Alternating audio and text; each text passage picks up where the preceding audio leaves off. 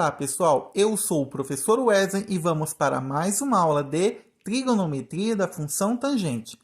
Nesta aula você vai aprender a esboçar o gráfico da função tangente. F de x é igual a tangente de x.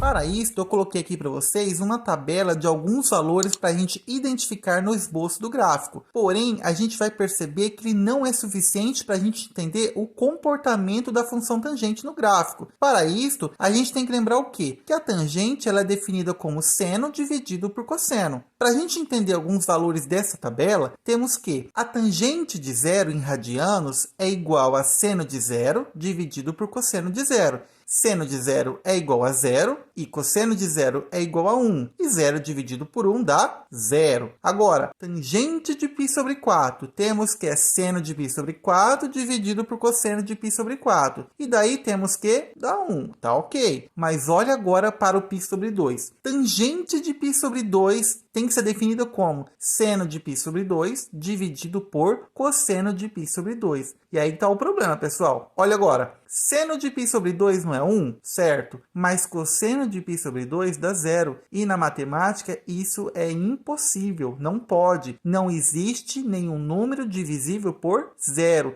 Então, neste caso, dizemos que a tangente de π sobre 2 ela não existe. Por isso que eu coloquei esse símbolo aqui. E o mesmo acontece, pessoal, quando dá 3π sobre 2. Tangente de 3π sobre 2 também não existe. Para vocês entenderem o comportamento da função, primeiro vamos colocar os valores que nós temos aqui na tabela na malha quadriculada, onde temos que o eixo x, que é o eixo horizontal, representa os ângulos em radianos, sempre em radianos, tá? E o eixo vertical, representado pelo y, é o da própria função. Para isso, temos que, quando o x é zero, a função também é zero. Ok, então ela fica bem aqui no meio. Quando o ângulo é π sobre 4, ele está aqui entre 0 e π sobre 2. Como a tangente de π sobre 4 é igual a 1, você tem que subir uma unidade para cima. E ele para aqui. Agora, tá vendo que π sobre 2 não existe? Significa que a função, pessoal, ela nunca vai tocar nesta reta vertical, que a gente chama de assíntota vertical. Ok? Significa que a função nunca vai tocar nessa reta vertical paralela ao eixo y. Agora o ângulo 3π sobre 4. 3π sobre 4 está aqui, ó, entre π e 3π sobre 2. Agora, a tangente de 3π sobre 4 dá igual a menos 1. Significa que ela tem que descer uma unidade para baixo e para bem aqui mesmo, tá? Agora, quando o ângulo é π, temos que a tangente de π é 0. Então, ela para aqui bem em cima do eixo mesmo. 5π sobre 4 é igual a 1. Então, ele vai parar aqui. Novamente agora o problema, ó, 3π sobre 2. 3π sobre 2, ele é uma assíntota vertical também. Então, neste caso, sabemos que não existe valor de tangente em cima dessa reta. Ó, lembrando, nunca vai tocar as assíntotas. Se a tangente não é definida nesse ângulo, significa que ele nunca vai tocar as assíntotas. Agora temos que é 7π quartos o ângulo. Tangente de 7π sobre 4, pessoal, é igual a menos 1. Então, vai parar bem aqui. E, finalmente, para a gente entender certinho, o ângulo 2π, representado na tangente, dá 0. Então, a gente para bem aqui no eixo mesmo, ok? E agora? Colocamos um monte de valor e, mesmo assim, a gente não entendeu como é que funciona. Para a gente entender certinho, você vai aprender agora que não existe somente o eixo do seno e do cosseno. Agora também vai ter o eixo da tangente. Observe agora o ciclo trigonométrico que foi colocado agora aqui na tela. Está vendo esse eixo aqui paralelo ao eixo do seno? Então, ele é o eixo da tangente. E agora eu coloquei para vocês um GIF para vocês entenderem certinho. Observe que a parte de cima é a angulação. O ângulo está variando de 0 a 360 graus, que se equivale ao ângulo em radianos 2π. Toda vez que aumenta o valor do seno, a tangente diminui. E se ela diminui, aumenta cada vez mais. E o contrário também é verdadeiro. Para a gente entender certinho, vamos fazer o seguinte. Vamos entender como é que funciona o numerador e o denominador de frações. Para a gente entender certinho como é que funciona o crescimento e o decrescimento da tangente, vamos fixar então dois números, 1 e 1 aqui. 1 e 1 dividido dá 1, ok. Agora, vamos aumentar o número de baixo. Se eu estou aumentando o número de baixo, significa o quê? Que vai ficar 1 dividido por 2 e vai dar meio. O número ficou menor. Agora, 1 dividido por 10. 1 dividido por 10 dá 0,1 e diminuiu mais ainda. E se eu pegasse 1 dividido por 1000, vai ficar então 0,001. O que isso significa? Toda vez que eu aumento o número de baixo, significa que o número fica cada vez menor. Pessoal, agora olha o contrário. E se eu, por acaso, diminuísse o denominador e mantesse o numerador? Olha o que acontece. 1 dividido por 1 dá 1, para a gente começar.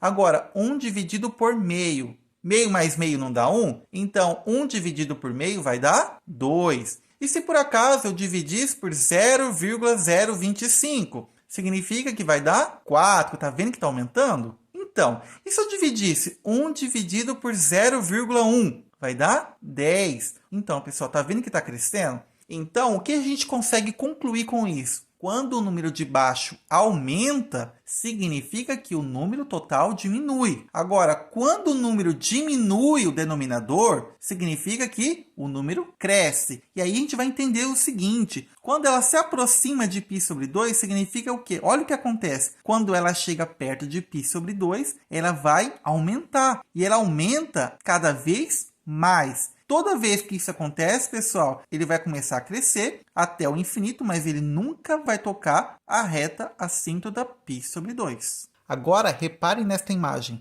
Temos aqui um ciclo de raio 1, onde o eixo do x representa o eixo do cosseno, o eixo do y representa o seno, e esse eixo paralelo ao eixo do seno representa a tangente. Quando o ângulo está bem próximo do ângulo π sobre 2, tá vendo que o cosseno está bem pequenininho? E o valor do seno está bem grande? Está bem próximo de 1? E quanto mais ele se aproxima de π sobre 2, o cosseno se aproxima de 0? Significa que quando o número está cada vez mais próximo de 0, o valor vai aumentar tendendo ao infinito. Agora, quando o ângulo está próximo do π sobre 2, só que do outro lado, o cosseno continua pequeno, porém negativo. Logo, a nossa tangente vai estar muito lá embaixo, ó, vindo do menos infinito. Então, nós conseguimos construir o gráfico dessa forma, onde está crescendo para cima aqui, para π sobre 2, para mais infinito, e para baixo, decrescendo para o menos infinito. Para o restante do gráfico, é a mesma coisa, onde você percebe o quê? Que após π sobre 2 aqui, ó, o gráfico vai ser a mesma coisa e todos esses outros gráficos são iguais. Daí, pessoal, tem uma coisa muito importante aqui para você saber. Todos esses gráficos aqui, qual é o período deles? Ó? Qual é o domínio, qual é a imagem e qual é a paridade? O domínio, então, fica x pertence aos reais, tal que x é diferente de π sobre 2 mais κπ. Aí você fala, não entendi esse κπ. Pessoal, entenda bem aqui. Quando eu substituo o valor de k aqui, por exemplo, por 1, π sobre 2 mais 1π, significa que vai ficar 3π sobre 2, que vai cair exatamente no outro valor, na qual a tangente também não existe. Se você continuasse substituindo, por exemplo, 2, 3, 4, sempre vai cair em valores nas quais a tangente não existe. Se você colocasse o k negativo, daria a mesma coisa. Se você colocasse o k valendo 0, daria π sobre 2, que também não existe. Se você colocasse k igual a menos 1, ficaria π sobre 2 menos π, daria menos π, que está aqui do outro lado.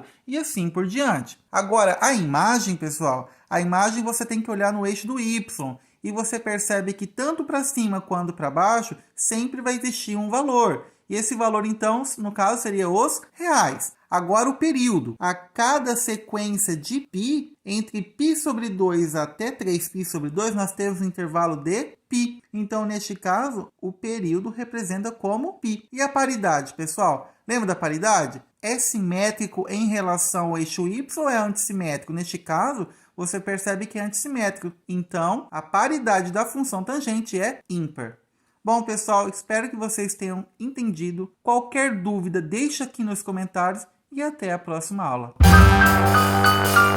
Ah, pessoal, e não se esqueça, se você não é inscrito, se inscreva.